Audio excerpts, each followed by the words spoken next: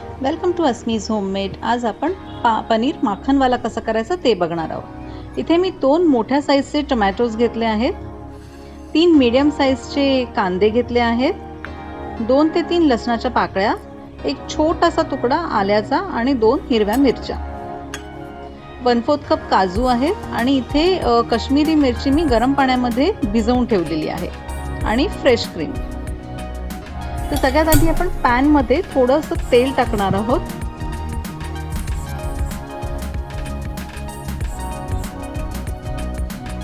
इथे मी 2 चमचे तेल घेतलं आहे। त्याच्यामध्ये आधी कांदा आपण एकदम व्यवस्थित पद्धतीने परतून घ्यायचा आहे।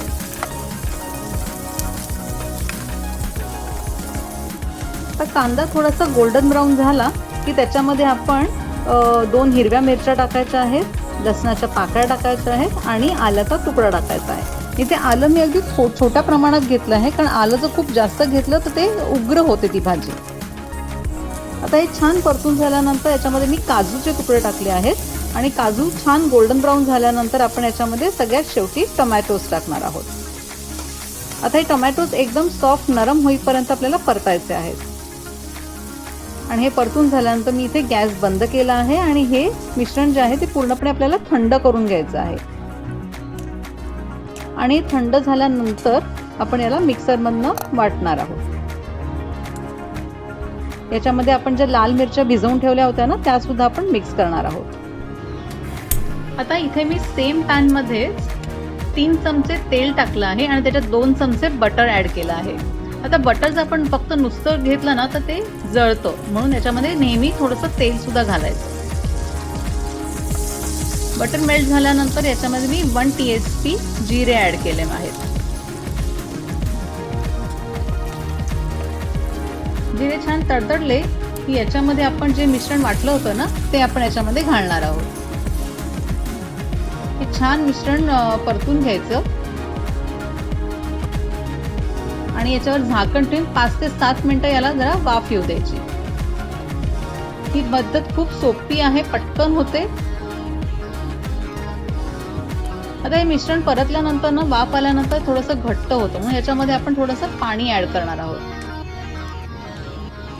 चवीनुसार थोडंसं मीठ घालायचं आहे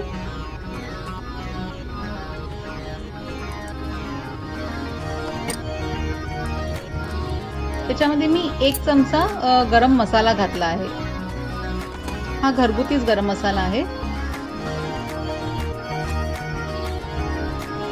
आता इथे मी कसुरी मेथी घेतली आहे।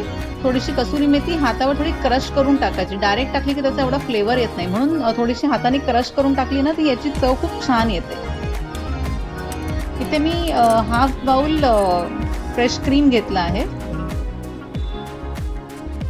फ्रेश क्रीम हे नेहमी सगळ्यात शेवटी टाकायचं, आधीचं टाकलं तर ते फाटू शकतं, म्हणून ते नेहमी सगळ्यात शेवटी टाकायचं। आणि थोडीशी साखर टाकली आहे। आता इथे आपली भाजी पूर्णपणे तयार झालेली आहे। आता मी पनीरचे तुकडे टाकते। याच्यामध्ये तुम्हाला हवं तर पनीर तुम्ही थोडंसं शॅलो फ्राय करून पण याच्यामध्ये टाकू शकता, पण मला पनीरचे पीसेस असेच आवडतात, सो मी असेच टाकले आहेत। तर झाकण ठेवून थोडंसं 5-10 मिनिटं वाफ येऊ द्यायची आहे। थोडीशी मी वरतून कोथिंबीर टाकली आहे। झाली आपली भाजी रेडी आहे। तुम्हाला ही भाजी कशी वाटली नक्की कमेंटमध्ये कळवा मला।